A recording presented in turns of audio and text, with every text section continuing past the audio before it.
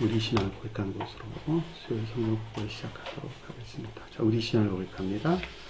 주님, 예수 그리스도는 우리를 구원하신 주님입니다. 우리는 세상을 속량하신 이 한 분 하나님을 예배합니다. 우리 주님 안에는 성부, 성자, 성령이 계시며 그의 인성은 신령입니다. 그러나 우리를 구원하시기 위하여 세상에 오셔서 우리의 성령을 취하셨습니다. 우리 주님께서는 십자가의 고난을 받는 데까지 시험을 당하여 참으셨고 지옥을 이기셔서 사람들을 지옥으로부터 놓아주셨습니다. 인성을 낳으신 신성에 그 인성을 통합하셔서 영화 되셨습니다. 이 영화 없이는 아무도 구원을 받을 수 없습니다. 사람은 주님을 믿고 그의 계명을 지켜야 구원을 받습니다. 주님의 계명은 주님께서 우리를 사랑하신 것 같이 우리가 서로 사랑하라는 것입니다. 아멘. 자, 오늘 말씀 보도록 요한복음서 7장 45절에서 49절 말씀 보도록 하겠습니다. 요한복음서 7장 45절에서 49절 말씀 보도록 하겠습니다. 아랫 사람들이 대제사장들과 바리새인들에게로 오니 그들이 묻되 어찌하여 잡아오지 아니하였느냐. 아랫 사람들이 대답하되 그 사람이 말하는 것처럼 말한 사람은 이때까지 없었나이다. 바리새인들이 대답하되 너희도 미혹되었느냐. 당국자들이나 바리새인 중에 그를 믿는 자가 있느냐. 율법을 알지 못하는 이 무리는 저주를 받을 자로다. 아멘. 자, 지난 시간에 공부했던 내용 잠시 살펴보도록 하겠습니다. 자, 37절 보니까 예수께서 명절 큰 날, 곧 마지막 날에 서서 외쳐 이르되 그랬는데 예수가 성원이신 주님을 가리킨다 그랬죠. 자, 명절 큰 날, 마지막 날이라는 말의 뜻은 명절이 뭐라고? 천개적인 기쁨에 속한 예배 안에 있는 상태를 가리킨다 그랬죠. 근데 그 명절 큰 날이 마지막에 이르렀다라는 말은 어떤 상태?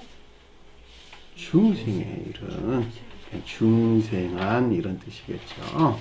지옥에서 해방된 이런 말이겠죠. 지옥에서 해방된 중생한 천개적인 기쁨에 속한 예배 안에 있는 상태를 표시한다라고 하는 것을 잘 볼 수가 있죠. 자, 여러분들이 천개적인 기쁨에 속한 예배 안에 있다는 말이 무슨 말일까? 천개적인 기쁨에 속한 예배 안에 있다는 말이 무슨 말일까? 경희자매님 무슨 말일까?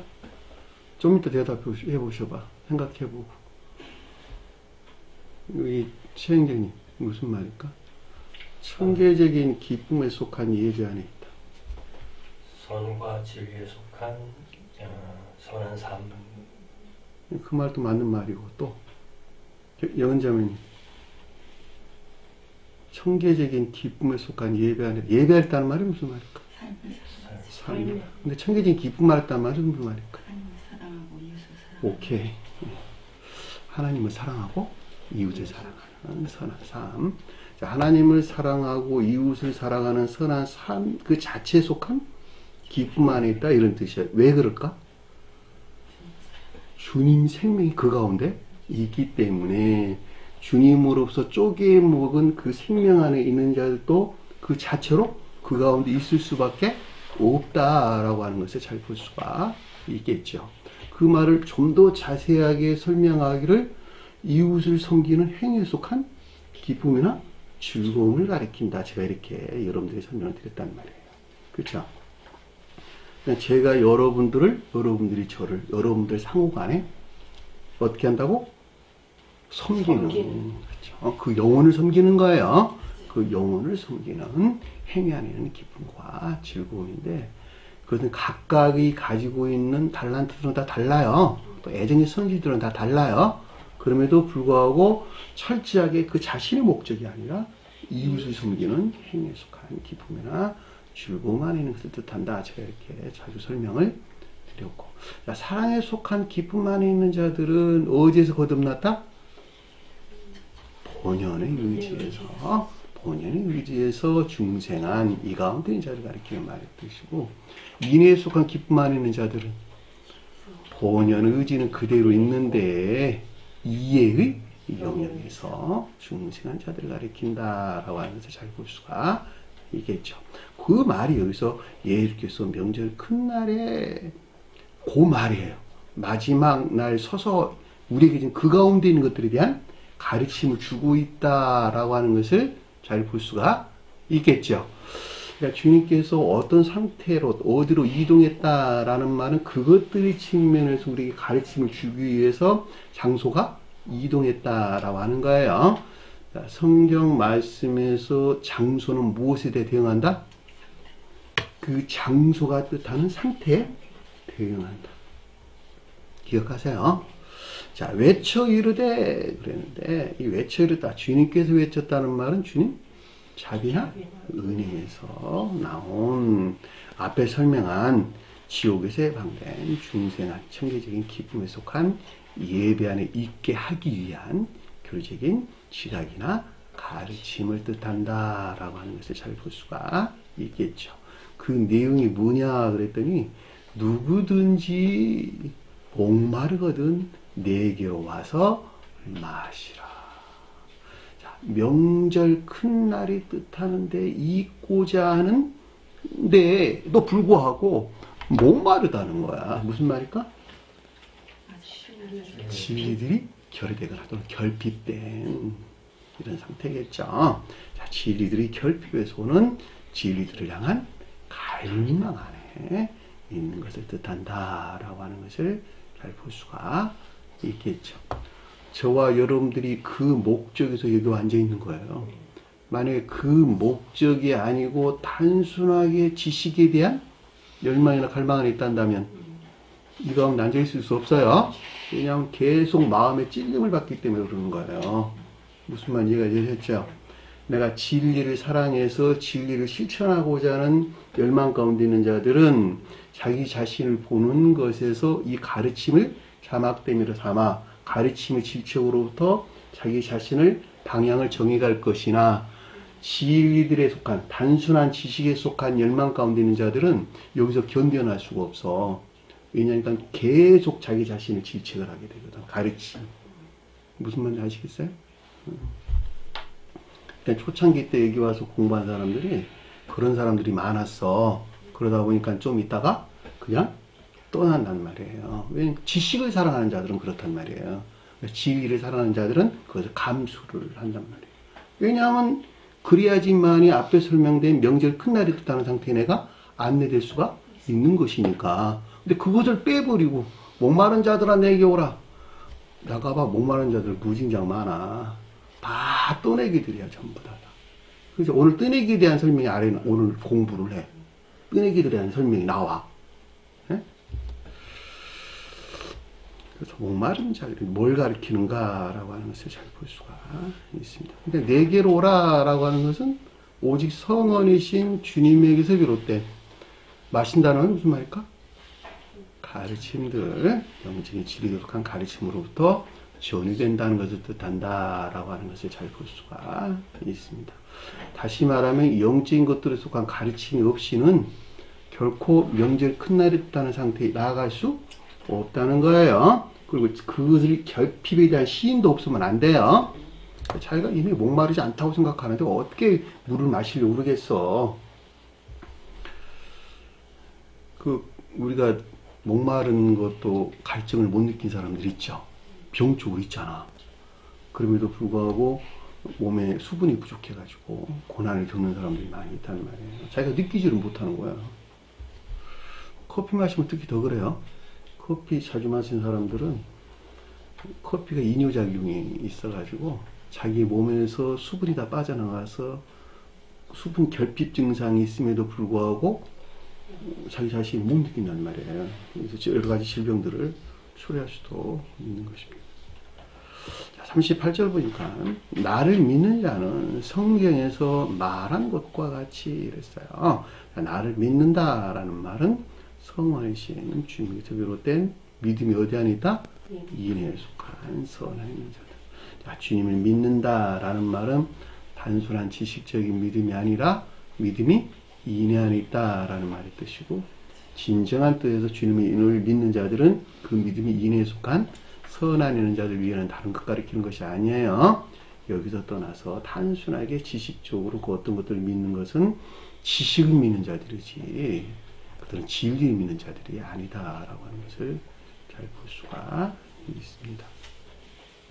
그래서 성경에서 말한 것과 같이 이렇게 설명했으니까 이 가운데 있는 것들에 대해서 믿는 것들에 대해서 기록된 성경 말씀에서 비롯된 말하다라고 하는 같이 내면적인 지각을 뜻한다라고 하는 것을 잘 볼 수가 있습니다.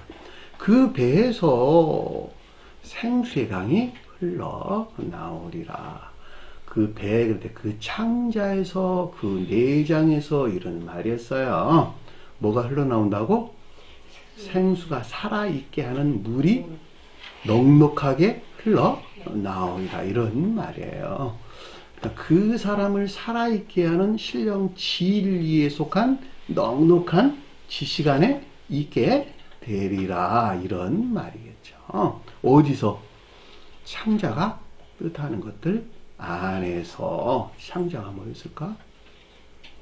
영적인 경향이 선계의 가장 외적인 경계 안에 있는 것들. 그것이 내장이고 창자예요. 왜 그것이 그렇게 해석될 수 있을까? 네? 영양분과 배설물을 나누니까 배설물을 우리가 먹은 음식은 음식은 우리 몸을 살찌우는 것들이죠. 그런데 창자에 들어가가지고 위에 들어가서 배설될 것과 몸에 흡수될 것, 살과 피가 되는 것들을 나누지요. 뭐가? 창자에서 나눈다고. 내장 위나 이런 내장 기관에서. 그러니까 주님께서 입으로 들어가는 것이 뒤로 배설되는 것, 뒤로 나오는 것을 너희가 알지 못하냐, 이 말은 가르침에 속한 것들이 그러하다는 거예요. 하나는 몸에 들어가고 하나는 지옥으로 떨어진다 이런 거예요. 그런데 세상은 지옥인가 지옥이 아닌가? 지옥이죠. 세상은 멸망된 교회를 가리키는 말의 뜻으로 가장 외적인 경계 안에 있는 것들은 관능적인 자연적인 사람이죠. 관능적인 자연적인 사람은 뭐가 관계를 가지고 있다? 세상과 관계를 가지고 있다라고 하는 걸 잘 볼 수가 있겠죠. 이 가운데에서 너를 살아있게 하는 물이 있고 너를 죽게 만드는 것이 있다는 거야. 지옥으로 떨어지게 만드는 것이 있다는 거예요. 그러니까 생수라는 말은 그 가운데에서 너가 세상과 관계 안에서 지금 살고 있거든. 이 가운데에서 너를 살아있게 하는 신령 진리들에 속한 넉넉한 지식 안에 있게 하리라. 이렇게 우리에게 설명해 주신 것을 잘 볼 수가 있단 말입니다. 그렇죠? 왜냐하면 이 삶에 속한 모든 것들은 교리적인 것들과 관계를 가지고 있고, 교리가 온전히 적용된 삶 가운데 있는 자를 가리켜서 성경 12사도 12제자 이렇게 불렀다니까. 이해되셨나요? 그러니까 이 가운데 있는 것과 있지 않은 것들을 너희가 심판할 거거든? 그리고 12제자들이 그렇게 주님께서 말씀하신 거예요. 그래서. 그죠? 그러니까 제가 여러분들에게 자주 설명한 것 같아요. 손발이 떠나가지고는 주님 나라를 이룰 수가 없다. 손발이 움직이는 일들 안에서 주님의 나라는 이루어진다. 세워진다. 열매도 거기서 맺어지는 거고, 그것들이 지옥 안에 있느냐 천계 안에 있느냐 라고 하는 것은 철저하게 그 사람의 몫이 되는 거예요. 그래서 주님께 여기서 그렇게 말씀하고 계시잖아요. 생수가 강에서 흘러나오리라. 39절 보니까 이 같은 것은 그를 믿는 자들이 받을 영에 대하여 말씀하신 것이라. 영이 뭘까? 영혼, 영적인 사람, 다른 표현으로 영적인 생명 같은 말이에요. 영적인 사람과 자연적인 사람과 영적인 사람과 하나 안에 있는 자연적인 사람을 가지고 있는 육체가 있어요. 사람 구분하세요. 영적인 사람으로부터 자연적인 사람이 흘러내려오고 영적인 사람과 자연적인 사람이 한 몸이 돼서 어디에서 일을 한다? 육체는 그것을 돕는 도구로 일을 한단 말이에요. 그러니까는 영적인 사람, 영적인 다른 말로 속사람이란 말로 설명할 수가 있는 것이고 자연적인 사람은 겉사람이란 말로 설명될 수 있는 것이고 속사람과 겉사람이 한 몸이 돼 있고 이 가운데 것들은 뭘 섬기고 있다? 내 육체가 그걸 섬기고 있다는 말이에요. 그 육체라고 하는 것은 그야말로 섬기는 도구기는 아무것도 없고 아니란 말이에요. 근데 요즘 사람들은 제일 중요한 게 육체야. 그래 안 그래요? 그냥 머리도 뜯어고치고 얼굴도 뜯어고치고 온몸 막 다 뜯어고치고 몸 좀 아프면 그냥 막 난리가 나잖아. 그래 안 그래요? 그렇잖아. 보면 다 육체와 관계되는, 육체를 위해서 좋은 음식 먹어야 되겠고 육체를 위해서 좋은 병원도 가야 되겠고 좋은 약도 먹어야 되겠고 다 육체를 떠나가지고 설명되면 아무것도 없어. 그 사람 영혼이 그를 섬기고 있네요. 육체를 섬기고 있네요. 지옥을 섬기고 있네요. 이게 지옥이라는 말의 뜻이요. 육체가 그 영적인 사람을 섬기지 아니하고. 그렇죠? 여기서는 뭘에 대한 설명이었어요? 영에 대해서 말씀하신 거죠. 육체를 살찌우는 이것에 대한 말이 아니라는 거야. 영적인 사람을 살찌우는 이 말이라는 거예요. 살리는 이 말이라는 거예요. 앞에 설명한 이 같은 것들은, 그렇죠? 앞에 설명한 이것은 장차 믿음이 이인에 속한 선안에 있게 될 자들로 성원 즉 주님의 신령 진리에서 비롯된 영적인 사람, 곧 영적인 생명에 속한 것들에 대한 내면적인 지각이 있었다라고 하는 것을 잘 볼 수가 있습니다. 남의 말 하는 거 아니에요. 너무 육체에 매달리지 마세요. 육은 어디서 왔을까? 자연에서 왔어요. 주님께서 그랬잖아. 흙으로 지었다고, 먼지로 지었다고 육체를. 그랬죠. 사실 영적인 뜻은 다도 의미가 좀 다르긴 하지만 그래도 자연에서 왔다는 말이에요. 자연에서. 그러니까 자연에서 왔으니까 자연으로 하고, 영은 어디서 왔을까? 주님에게서 왔어요. 주님에게서 왔으니까 우리는 주님에게 보러 가는 거예요. 그러니까 주님에게 가는데 두 부류가 있어. 하나는 살아있는 자로 가고 하나는 죽어있는 자로 간다는 말이에요. 살아있는 자는 주님에게서 온 생명을 담는 그릇 안에 있을 때, 그 그릇 안에 있다는 말이 명절 큰 날이 뜻하는 그 낱말의 뜻이요. 그러겠죠. 죽어있는 자는 명절 큰 날에 있어야 될 것들을 누가 바꿨어? 그들이 바꿔가지고 그들이 등을 쥐고 바꾸어서 그들 스스로 사랑 대신에 정욕, 인애 대신에 탐욕적인 아까운 데 빠진 데서 지옥으로 떨어졌단 말이에요. 영혼은 소멸될까 소멸되지 않을까?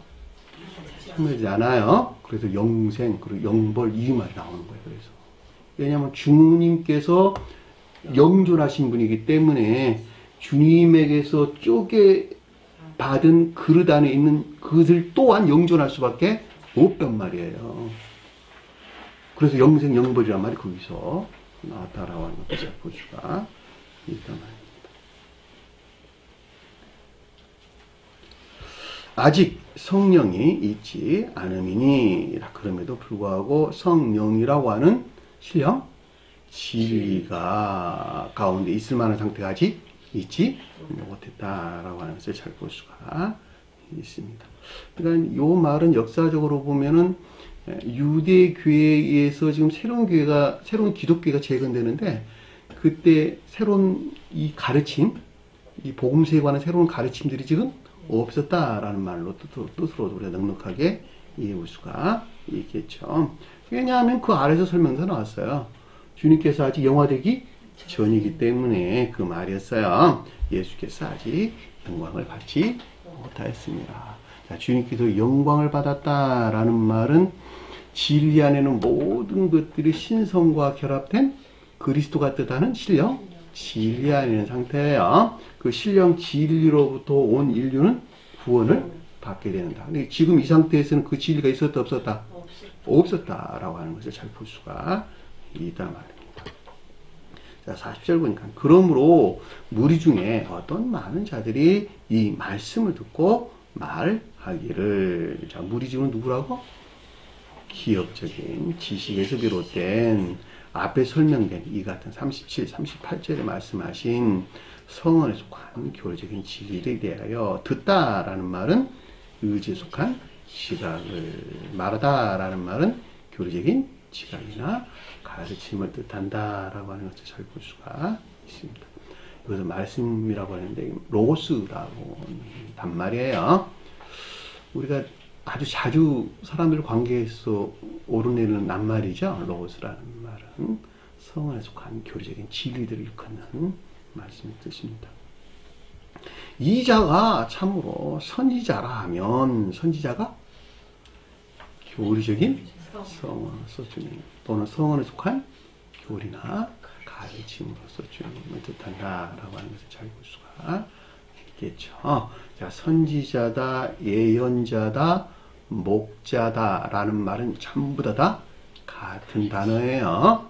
자, 교리적인 성언으로서 주님을 표징하거나 표의하고 있다라고 하는 것을 잘 볼 수가 있습니다. 그러니까 제가 여러분들에게 가르치고 있는 저라는 사람도 성언에 속한 교리나 가르침으로 주님을 표징하거나 표의하고 있다고 하는 사실을 여러분들 반드시 기억을 하셔야 돼요. 이것을 믿지 않으면 여기 앉아있을 이유도 아무도 없어. 왜? 아무런 영향이 없을 것이니까. 이것을 믿을 때에 진정으로 그 자가 이게 주님의 말씀이구나라고 하는 것을 깨닫게 되고 그것을 자신것 삼아 한 사람이 명절 끝날이 됐다는 상태로 나아갈 수 있게 된다라고 하는 것도 잘 볼 수가 있습니다. 그러니까 이것들에 대한 의문이 지금 있는 거야. 여기서는 지금 보면. 그랬죠.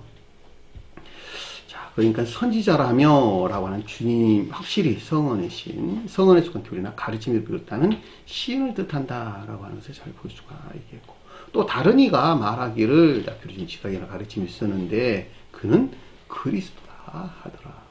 자, 그리스도가 신령 진리로서 주님을 가리키는 말의 뜻인데 원래 기름 부음을 받다 이런 뜻이었어요. 히브리에서는 메시아가 뜻하는 말이기도 해요. 자, 기름 붓는다는 말이 무슨 말일까? 기름 부었다. 기름을 부었다. 저와 여러분들 기름 부음을 받아야 돼, 말아야 돼요? 반드시 기름 부음을 받아야 돼요. 다시 말하면 진리 안에 있는 모든 것들이 주님에게서 주입된 선과 결합되어 있다. 요 말이야. 쉽게 설명하면. 근데 이것은 그냥 선과 결합된다? 그것이 아니고 오직 시험을 통해서 승리한 자에게만 주어진 면류관이란 말이에요. 면류관. 그러니까 주님께서 기름 부음을 받았다는 말 똑같은 말의 뜻이요. 오직 인류를 구원할 목적에서 이 땅에 오셔가지고 스스로 허용하신 것에서 인간 속성을 입으셨고 인간 속성에 속한 모든 악과 거짓들을 어떻게 했다고? 지옥으로 몰아냈는데 어디에 이르기까지? 진리 안에는 모든 것들이 신성, 이 땅에 오시기 전 주님 자신을 가리키는 신성과 한 몸이 되기까지 멸했단 말이에요. 그래서 진리 안에는 모든 것들이 신성에 속한 신령 사랑 안에 있었는데 이분 주님에 대해서 기름 부음을 받은 그리스도라고 불렀다라고 하는 거예요. 이분 그리스도로서 주님이므로 말미암아 온 인류의 구원이 성취됐다라고 하는 것을 아주 명확하게 이해될 수가 있단 말입니다. 그런데 본문에서는 지금 이들에 대해 설명할 때는 이 같은 가르침들에 대해서 매우 불명명한 상태에 있다라고 하는 것을 잘 볼 수가 있단 말입니다. 왜냐하면 아래에서 지금 다른 말을 지금 하고 있기 때문에 그러는 거예요. 또 다른 이들은 말하기를 그리스도가 어찌 갈릴리에서 나오겠느냐 이렇게 설명을 하고 있단 말이에요. 이 어찌란 말이 아니다 이런 뜻이에요. 갈릴리가 아니다 이런 뜻이에요. 반대로 부정사예요. 부정사. 제한된 부정사 제가 예전에 설명을 드렸는데 또 다른 이 가운데 있는 자들에 대한 교리적인 지각이나 가르침 있는 것으로 온 인류를 구원할 신령 진리로도 주임이 대하여 참된 기억자니 못한 매우 불명명한 의문이나 부정 안에 있는 듯한다라고 하는 것을 잘 볼 수가 있습니다.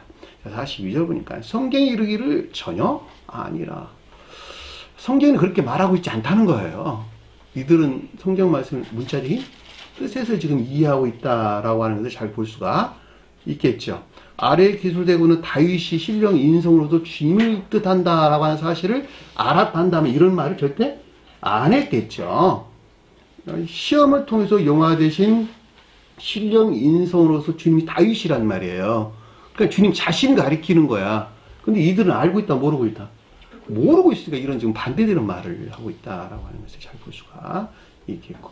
지독한 관능적인 감관 안에 존재하는 물질적인 개념에서 이해 안 돼서 말미암는 오류에 지금 빠졌다라고 하는 것을 우리가 잘 볼 수가 있겠죠.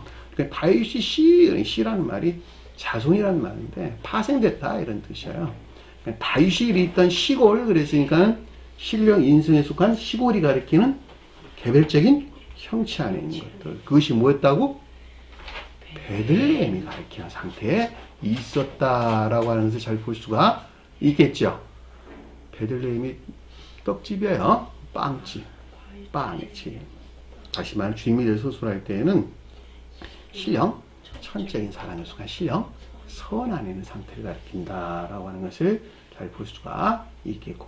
여기에서는 뭐가 파생되어 나올까? 한 몸 안에 있는 그리스도가 나오겠죠. 왜냐하면 신령 성과 한 몸 안에 있는 그리스도를 기름 부은 것이니까 당연히 나오겠죠. 받침다는 것 뜻하고. 그럼에도 불구하고 이들은 이 신령 비에 대하여 매우 불분명한 의문이나 부정 안에 있는 것을 뜻한다라고 하는 것을 잘 볼 수 있습니다. 43절 보니까 그러므로 그들에 대하여 무리 중에 쟁론되니 그랬는데 쟁론이란 말이 찢다 분열인데 단순한 논쟁 다툼 이런 말이 아니라 파괴된 분열 이런 뜻이에요. 파괴된 논쟁 이런 뜻입니다. 그리스도가 뜻하는 신령 진리로서 주님에 대한 이 같은 영적인 가르침들을 파괴하는 불영명에서 비롯된 매우 심각한 기업적인 논쟁이나 다툼이 있는 것을 뜻한다라고 하는 것을 잘 볼 수가 있겠고, 그들 중에는 그를 잡고자 원하는 자들도 있었다라고 하는 것을 잘 볼 수가 있는데, 양자의 측면에서 이 가운데 있고자 하는 것을 뜻한다라고 하는 것을 잘 볼 수가 있습니다. 다시 말하면 큰 명절이 뜻하는 이 가운데 있고자 하는 바람이 있었고, 정반대로 이 가운데 있는 것들을 전적으로 거부, 말살하는 것을 뜻한다라고 하는 것을 잘 볼 수 있겠죠. 그럼에도 불구하고 어땠다고? 아무도 그 위에 손을 댄 자가 없었다. 손이 가리키는 그 같은 상태의 능력 안에 있을 만한 상태에 이르지 못했다라고 하는 것을 잘 볼 수 있습니다. 손이 뭐라고? 영적인 능력이에요. 자, 영적인 능력은 선에서 나오고 거짓의 능력은 악에서 나옵니다. 그 마지막 종착지가 뭐였었어요? 십자가 죽음이 우리에게 표징해 주는 것입니다. 선한 뜻에서는 중생을 가리키는 말의 뜻이죠. 정반대 뜻에서는 말살하는 자들에 대해 서술할 때에는 전적으로 교회가 종말이라는 상태를 우리에게 설명해준다라고 하는 것도 잘 볼 수가 있습니다. 자, 여기까지가 우리가 지난 시간에 공부했던 내용입니다. 자, 오늘 말씀 보도록 하겠습니다. 자, 45절 보니까 그러므로 하속들이 대제사장들과 바리새인들에게로 오니 이런 아랫사람들이 아니고 하속들. 대제사장은 누굴까? 온갖 거짓들에서 비롯된 지배적인 내면적인 악을 가리킨다. 바리새인들은 율법이 더럽혀진 거짓들에서 비롯된 악한 행위, 악행 가운데 있는 자를 가리킨다. 그런데 앞에서 주제가 하속들 이렇게 먼저 언급돼서 나왔어요. 그 말의 뜻은 아래의 가르침들은 이것들에 종속된 자연적인 것들에 대해서 내가 너희들에게 설명을 해줄게. 요 말이 지금 전제되어 있는 거예요. 그러니까 대제사장들과 바리새인들에게 종속된 애욕 안에 있는 자연적인 것들에 대해서 내가 너희들에게 가르침을 주려고 하는 것이거든. 요 말이 지금 전제돼서 우리에게 지금 말씀을 주시려고 이 같은 방법으로 서술되어 있다라고 하는 것을 잘 볼 수가 있습니다. 성경 말씀에서 주어와 목적어와 이렇게 바뀌고 막 하는 여러 가지 것들은 그 자체로 매우 깊은 비유들을 간직하고 있다라고 하는 것도 여러분들 참고로 아셨으면 좋을 듯 싶습니다. 그런데 복음서 번역하는 사람들은 그런 것처럼 그 고려 전혀 안 했어요. 그냥 문장을 매끄럽게 번역하는 데만 초점을 맞춰가지고 그냥 다 앞뒤로 다 섞어서 콤마니 뭐니 이런 거 다 무시해버리고 그냥 번역하는 경우가 거의 태반인 것을 잘 볼 수가 있습니다. 그래서 이 말은 무슨 뜻인가 그랬더니 애욕 안에 있는 자연적인 것들로 하속들이에요. 애욕 안에 있는 자연적인 것들로 이 가운데 있는 것들이 종속되어 향해 있는 이런 말이겠죠. 대제사장들과 바리새인들이 뜻하는 것들에서 비롯된 이 가운데 있는 것들을 뜻한다라고 하는 것을 잘 볼 수가 있습니다. 악행 가운데 이 가운데 있는 것을 뜻한다라고 하는 것을 잘 볼 수가 있겠죠. 여기서 여러분들이 기억할 것은 대제사장들, 바리새인들 그리고 이것들을 향해 있는 하속들은 모두가 다 문자적인 역사적인 뜻에서 볼 때 유대교에 속한 자들을 가리킨다라고 하는 것도 여러분들이 참고로 알고 있으면서 폭넓게 이해할 수가 있겠죠. 자, 주님이 오실 때의 유대교회는 종말에 이르렀다. 우리 공부했어요. 자, 디아스포라라고 그것을 뜻한다. 자, 유대교회가 종말에 이르렀다라는 말은 반드시 새로운 교회가 재건돼야 되겠네요. 주님의 제자들을 통해서 새로 세운 새로운 기독교의 시작이 그때부터 되었다라고 하는 것을 잘 볼 수가 있습니다. 오늘날 주님으로부터 성경 말씀의 문자적인 뜻들이 계시되는 재림이 있다라는 말의 뜻은 강림이나 재림이나 사실 같은 낱말이에요. 낱말을 강림이라는 말은 초림에 대응해서 재림이라는 말로 쓰는 건데 그냥 강림이야, 강림. 오늘날 주님께서 다시 강림하신다라는 말은 무슨 말일까? 기독교회가 어떻게 됐다? 종말에? 당시에 주님께서 강림하셨을 때 유대교의 종말로부터 새로운 기독교회가 재건되기 시작한 것 같이 오늘날 주님께서 다시 강림하셨다라는 말의 뜻은 그때 세웠던 기독교회가 종말에 이르게 됐고 다시 교회가 세워질 것이라고 하는 계시록서에서의 예언이 있었지요. 그것이 뭐였어요? 새 예루살렘이었다라고 하는 것을 잘 볼 수가 있습니다. 여기서 여러분들이 반드시 기억할 것은 주님께서 강림하신다. 그 말은 무슨 말일까? 강림하신다. 그 말이 무슨 말일까? 경희장님, 주님께서 강림하신다. 그 말이 무슨 말이에요? 유대교회의 마지막과 새로운 교회 시작이고 시작인데 개별적으로 가져오면 무슨 말일까? 중생이고 심판과 중생이지. 내가 지금 말하는 맞는 말인데 내가 말하는 말이 정확한 대답은 아니네요. 내 안에 주님께서 재림하신다. 무슨 말일까? 남들 생각하지 말고 자기 자신 안에 가져. 주님께서 내 안에 들어오신다. 내 안에 강림하신다. 내 강림하신다. 그래야지 내가 새로운 교회가 시작되지. 네? 주님의 진리가 임하고 주님의 사랑이 임함으로 인해서 새로운 삶을 살기 시작했다. 내가 교회가 멸망된 상태에서 다 무슨 말일까? 온갖 정욕이나 탐욕적인 악한 삶 가운데 있었다. 이거 대세상들도 그 가운데 있는 자들이야 다. 그죠? 그러면 내가 주님께서 내 안에 강림하신다는 건 무슨 말이에요? 내가 여기서 떠나면은 떠나는 것만큼 주님께 내 안에 들어오시게 되겠죠. 이것이 주님의 강림이셔. 어떤 방법을 통해서? 성원이 계시를 통해 가지고.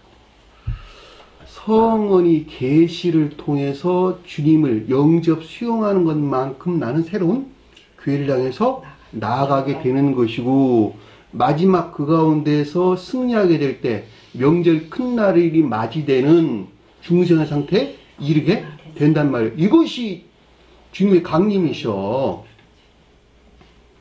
근데 여러분들이 여기서 계시에 대해서 이해해야 할 것은 합리적인 이해에 속한 계시를 가리키는 것이 아니고 선 안에 있는 것이 무엇인지 진리 안에 있는 것이 무엇인지 아는 것을 일컫는 말씀의 뜻이에요. 그러니까 내가 교회가 성장해가는 것에 비례해서 그 가운데 있는 것들이 계시된다라고 하는 것을 잘 볼 수가 있겠고 명절 큰 날에 이르렀을 때 비로소 영적인 가르침들이 계시된 지혜나 총명의 비단에 있게 되는데 이들을 가르쳐서 살아난 자 그랬다니까. 에게이로라는 말로 우리에게 설명돼서 나오는 것을 잘 볼 수가 있다 말입니다.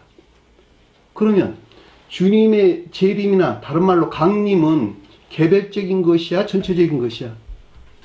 개별적인 것들이야. 전부 다.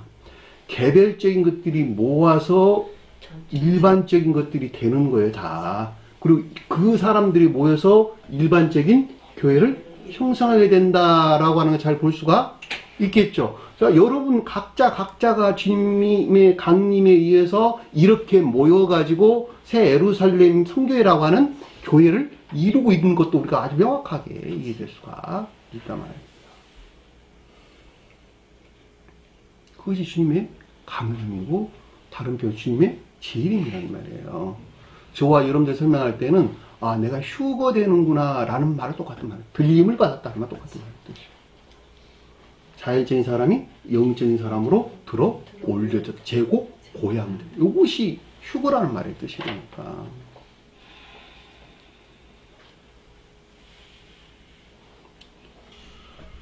그러니까 오늘날에는 이 같은 가르침들이 저와 여러분들에게 계시된다 라고 하는 말의 뜻은 결과적으로 기독교회가 종말에 이르렀기 때문에 새로운 교회가 새 예루살렘이라고 하는 새로운 교회가 다시 세워지지 않으면 결코 안 된다는 말이에요. 새 예루살렘이라고 하는 개별적으로 볼 때 내가 반드시 교회 안에 있어야 된다는 뜻이요. 이인에 속한 선한 삶 가운데 있어야 된다는 뜻이요. 왜 그들이 새 예루살렘이라고 하는 새로운 교회에 속한 자들이기 때문에. 그죠? 그거 떠나가지고는 아무것도 설명될 수 없어요.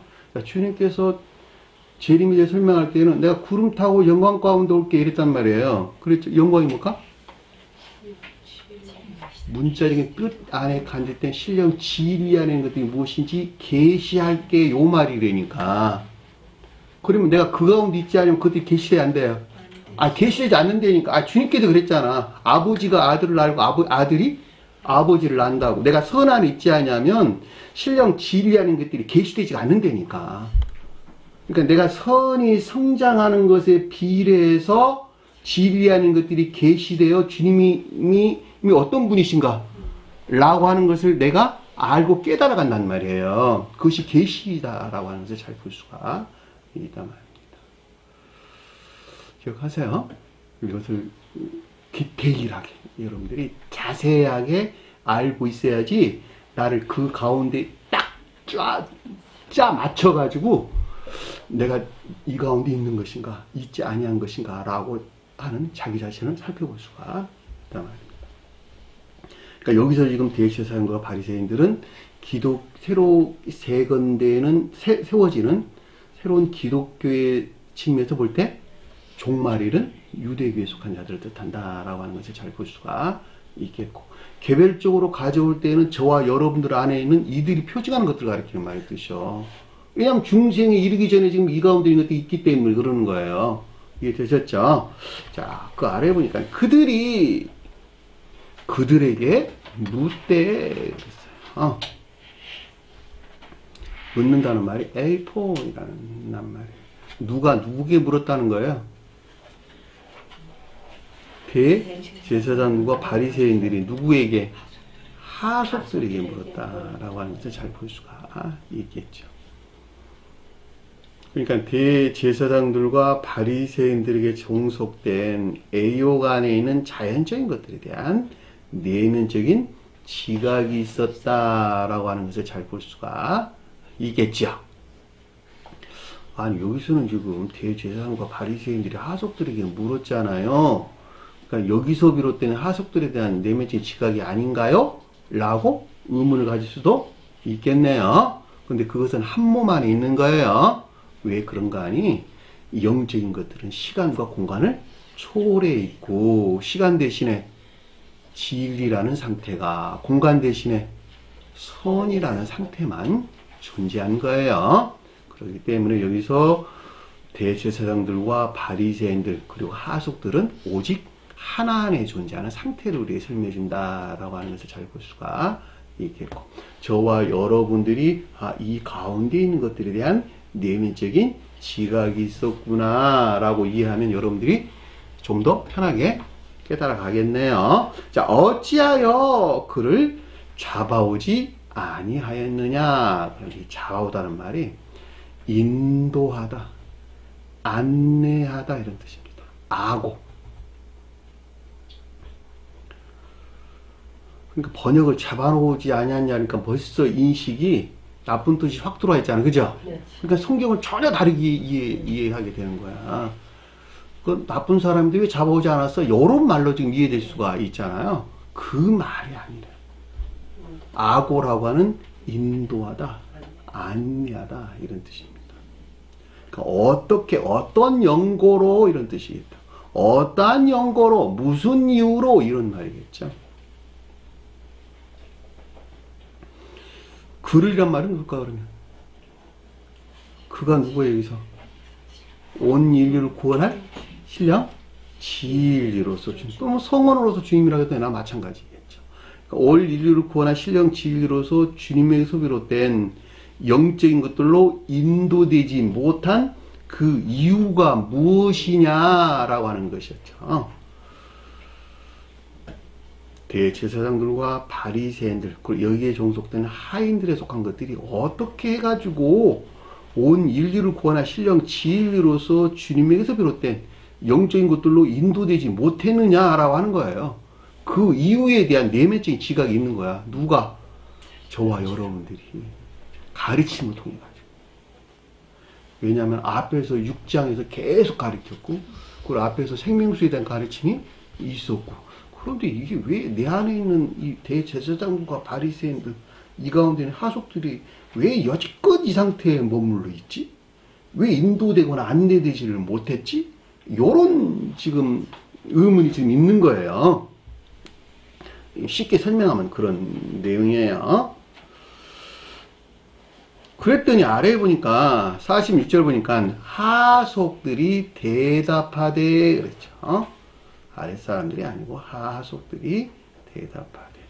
슈페레테스란다는데 원래 하인 또 뭐 고용인 이란 말로도 흔히 쓰긴 한데, 애욕 안에 있는 자연적인 것들, 누구를 섬기고 있는 대제사장들과 바리새인들의 종속된 애욕 안에 있는 자연적인 것들에 대해서 뭐라고 대답하다는 말은, 그렇죠, 분별이나 판단이 있었다라고 하는 것을 잘 볼 수가 있겠죠. 그랬더니 뭐라 그랬냐 그랬더니, 그 사람이 말한 것처럼 말한 사람은 이때까지 없었나이다 하니, 자, 문장을 조금 바꿀게요. 사람이 그처럼 결코 이같이 말하는 사람은 없었나이다. 사람이란 말은 무슨 말일까? 거룩한 진리. 추상적인 뜻에서 거룩한 진리를 뜻한다. 또는 교회에 속한 진리를 뜻한다. 가장 높은 뜻의 사람은 신령 진리로서 주님을 표시한다. 왜냐니까 천사가 곧 사람이고 사람이 곧 천사이기 때문에 천사는 궁극적인 신령 진리로서 주님을 표의하고 있다라고 하는데 그렇게 잘 알 수가 있는 것이죠.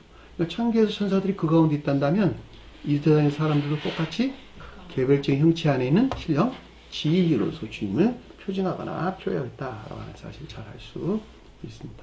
그러나 저와 여러분들에게 가져올 때는 이분 주님에게서 쪼개 내려온 거룩한 진리나 또는 교회에 속한 진리하는 것을 뜻한다라고 하는 것을 잘 볼 수가 있습니다. 결코 이같이 말하는 사람은 없었나이다. 이런 말이었어요. 그처럼 앞에서 가리키는 이 가운데인 것들이겠죠.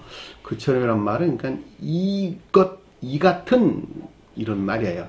이 같은 앞에서 설명됐던 직접적으로는 37절, 38절에 속한 가르침들. 그 말이 뭐였죠? 37절, 38절에 속한 가르침들이. 명절 큰 날에, 그리고 또 네? 생명수에 대한 가르침이 있었죠. 직접적으로 37절, 38절에 속한 가르침들, 이 같은 것들. 좀 더 일반적으로는 6장 이하에서 우리에게 가르침을 준 영생에 이르는 생명의 말씀에 대한 것을 뜻한다라고 하는 것을 잘 볼 수가 있겠죠. 이것이 뭐였어요? 다 거룩한 진리였고 교회에 속한 진리들이었다라고 하는 것을 잘 볼 수가 있겠죠. 그 말을 지금 우리에게 주신 거예요. 이 같은 것들은 없었다는 거예요. 아직까지 이 같은 것을 지각할 수 없었다는 거예요. 말한다는 말, 알레오라는 말 뜻으로 지각을 일컫는 말씀의 뜻입니다. 그러니까 추상적인 뜻에서 거룩한 진리들에 대한 것으로 앞서 설명된 이 같은 생명에 속한 가르침들에 대하여 다시 말하면 직접적으로는 37, 38절에 속한 가르침들, 일반적으로는 6장으로부터 이어지는 영생에 이르는 생명의 말씀에 속한 모든 가르침들에 대하여 지금까지는 결코 지각할 수가 없었다는 거예요. 왜냐하면 앞에서 우리가 말씀해 주시기를 신령 진리가 없었으니까, 성령이 없었으니까 이런 말이겠죠. 주님께서 오셔서 영화되지 않으셨을 상태니까 이런 말로 얘기할 수도 있겠죠. 근데 지금은 이제 지각할 수 있는 것이겠죠. 그랬더니 47절 보니까 바리새인들이 그들에게 대답하되 이런 뜻입니다.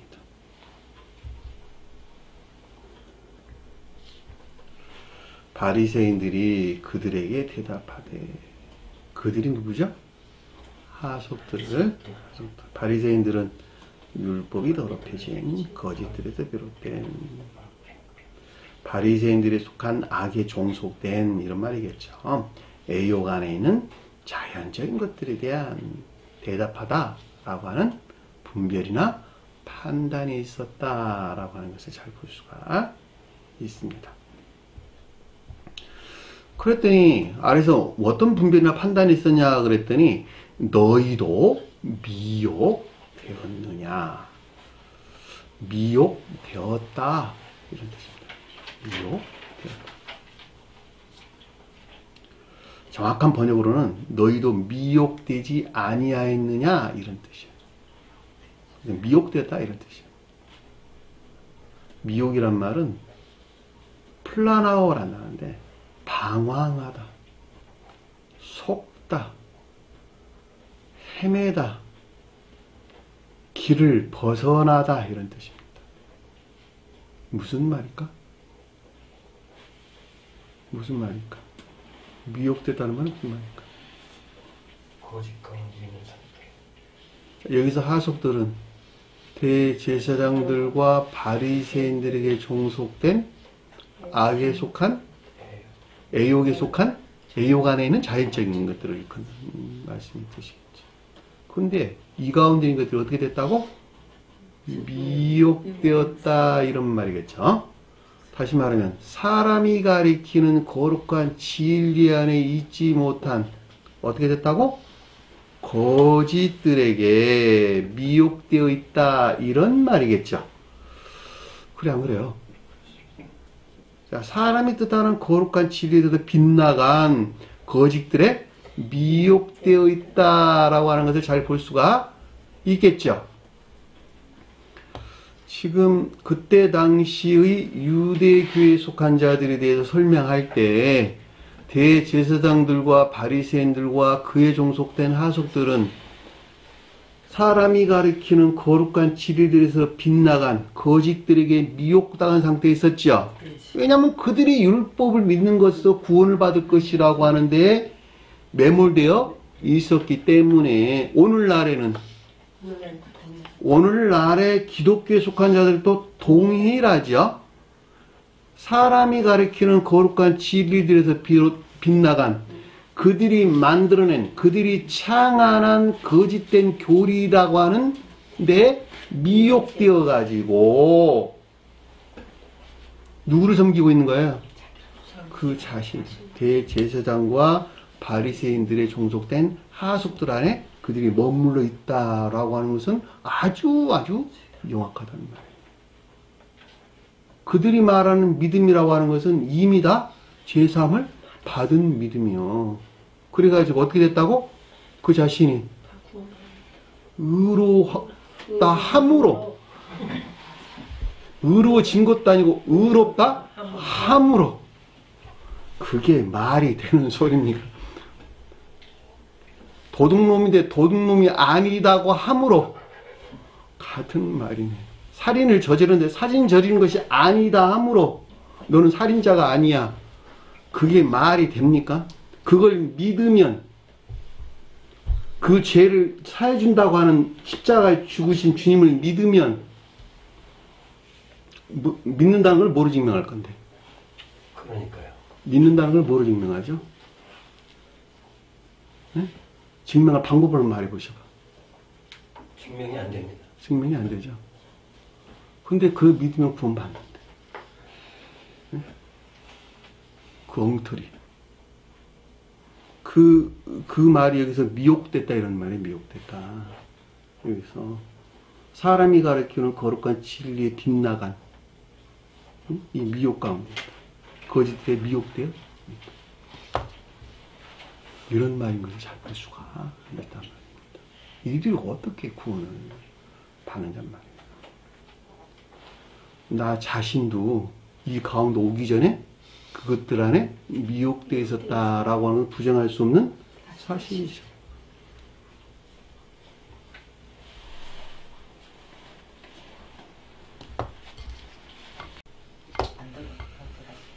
자, 48절 보니까 당국자들이나 바리새인 중에 그를 믿는 자가 누가 있느냐 그랬는데 누구도 없다 이런 뜻입니다.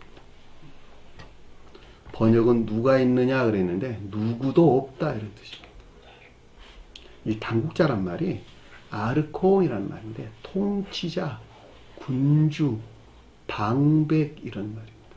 또 경우에 따라서는 왕이란 말로 번역하기도 했어요. 그 말이 무슨 말일까? 통치자다, 방백, 군주 이런 말일까? 거짓들. 응? 겉사람을 통치하는, 겉사람을 지배하는, 겉사람을 주장하는 이런 말이겠죠. 내면적인 거짓들이나 또는 일반적인 기업자. 그것이 당국자라는 말 뜻이에요.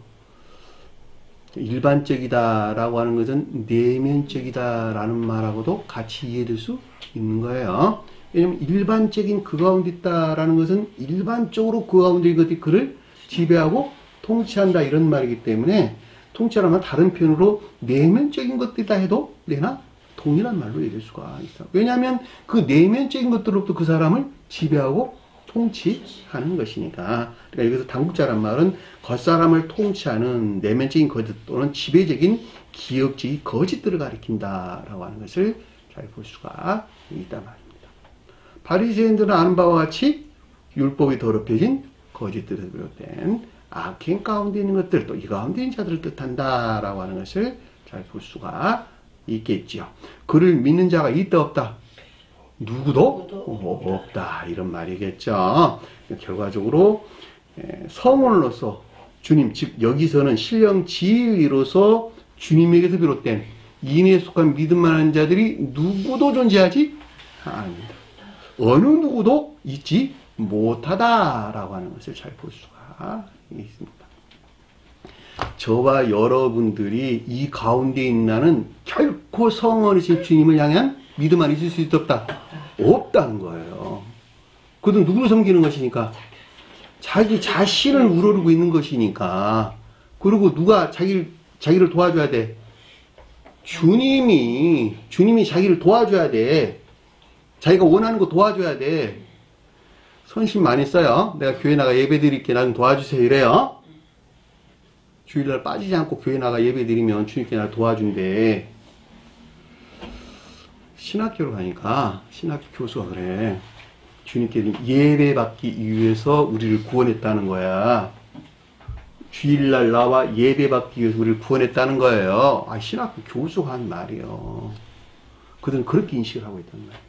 그럼 교회 나와 주일날도 빠지지 않고 수요일날도 빠지지 않고 새벽기도 나오고 다 이렇게 해서 열심히 교회 나와 밥 먹을 때마다 기도하고 하면 내가 하고 싶은 모든 것들을 다 주님께서 성취해 주신다는 거야. 내 이름으로 구하는 자마다 다 구할 것이라 그랬으니까. 그래서 제가 여러분들이 늘 자주 설명한 거야. 그들은 누구라고? 우상숭배자들이라고. 누구를 믿는? 하나님이라고 말하는 바알신을 믿는 우상숭배자들이라 이런 말이에요. 그 가운데서 그들은 모든 것들을 다 만들었다니까. 그래서 교회도 크게 재야 돼. 왜냐면 주님의 집이니까 거기가. 나하고 소울이라는 주님께서 그랬잖아. 복음서에 보면 나오잖아. 다 첫째로 쫓아냈다고. 여기도 똑같은 말의 뜻이에요. 그러니까 여기서 말하는 당국자들이나 바리새인들 포함해서 대제사장들, 그 하속들, 이 가운데 있는 자들은 결코 주님을 향한 믿음 안에 있을 수 없다. 그 말을 지금 우리에게 주셨다라고 하는 걸 잘 볼 수가 있단 말입니다. 그리고 아래서 뭐라 그러냐 그랬더니 오직 율법을 알지 못하는 이 무리는 이런 뜻이에요. 단어가 빠졌네요. 오직 알라란다는데 다른 것 이런 뜻입니다. 두 번 반복돼서 나왔어요. 율법은 뭘까? 신령? 율법. 두 번 반복돼서 나왔다라고 하는 것은 선과 진리들에 대하여 신령 율법에 속한 이해나 깨달음 안에 있지 못한 무리는 누굴까? 이 가운데 있는 무리죠. 당국자들과 바리새인들 그리고 여기에 종속된 하소대 뜻하는 이것들 위에 종사는 모든 기업지 안에 있는 자들, 기업지에서 사는 자들 이런 말로도 이해될 수가 있겠네요. 무리가 누구라고? 기업지에서 사는 자들. 기업지는 뭘 섬긴다? 겉사람을 섬기는 선용의 목적 안에 있다. 자, 겉사람은 반드시 속사람을 섬겨야 되는 거예요. 속사람은 주님께서 새로 창조해 주세요. 누구에게? 명절 큰 날이 뜻하는데 나아가고자 하는데 예서 오는 목마른 가운데 있는 자들에게 속사람을 주님께서 만들어 주신단 말이에요. 그렇죠? 그러니까 이 속사람을 겉사람이 섬기고 이 속사람과 겉사람 안에 한 몸 안에 있는 것들 뭐가 섬겨야 된다? 기업지가 섬겨야 되는 거예요. 근데 여기는 누구 어떤 상태에 있는 거예요? 대제사장, 바리새인들 이것들에 속한 하속 안에 있는 당국자들 지금 섬기고 있단 말이에요. 지금 이들은 믿음 안에 있을 수 있다 없다? 없다는 것을 우리에게 지금 가르침을 주고 있다라고 하는 것을 잘 볼 수가 있단 말입니다. 그랬죠. 그리고 뭐라 그랬어요? 마지막에 홈런을 치기를 저주받은 자로다. 저주받았다는 무슨 말일까? 지옥의 영벌 안에 있다 이런 말이겠죠. 자, 이 선과 진리심에서 정반대로 전적으로 악과 거짓들 안에 있는 지옥의 영벌에 속한 저주 안에 있게 된단다라고 하는 것을 잘 볼 수가 있겠죠. 그럼에도 불구하고 문자적인 역자된 뜻에서 볼 때에는 이들이 가리키는 교회가 종말에 이른 유대교회에 속한 이들에 대해 서술할 때에는 그들이 믿는 율법 안에 있지 아니한 자들은 모두 지옥의 저주가 임하기를 빌었다 이런 뜻입니다. 이 저주를 받는다는 말이 저주받기를 빌다 이런 뜻이에요. 원어를 보면 그런 뜻을 담고 있는 말이에요. 여러분들에게 저주받기를 빌었대. 주님은 그런 일을 할까 안 할까? 안 하지. 절대 그런 일이 일어나지 않겠죠. 근데 유대교에 속한 자들은 그들의 율법을 안에 믿지 않는 것을 어떻게 했다고? 이 가운데 있지 아니한 모든 자들은 저주를 받기를 빌었다는 거야. 놀랍죠? 지금 기독교에 속한 자 똑같다니까. 그들이 교리 안에 있지 아니한 자들은 어느 누구도 다 배척하면서 저주받기를 빌지요. 그럼에도 불구하고 영적인 뜻에서는 우리가 전혀 다른 가르침을 주셨다라고 하는 것도 우리가 잘 볼 수가 있습니다. 자, 오늘 주신 말씀 마음속에 깊게 새길 수가 이번에 승리하는 여러분들에게 간절히 축원합니다. 주의독 나는 것으로 오늘 공부를 마치도록 하겠습니다. 하늘에 계신 우리 아버지, 이름이 거룩히 여겨주시오며 나라의 마음이시며 뜻이 하늘에서 이루어지듯이 땅에서 이루어지리이다. 오늘날 우리에게 노할 양식을 주옵시고 우리가 우리에게 죄진 자를 사하여 것 같이 우리 죄를 사하여 주옵시고 우리를 시험에 들게 하지 마옵시며 다만 하여서 구하옵소서. 나라와 권세와 영광이 아버지께 영원히 사옵나이다. 아멘.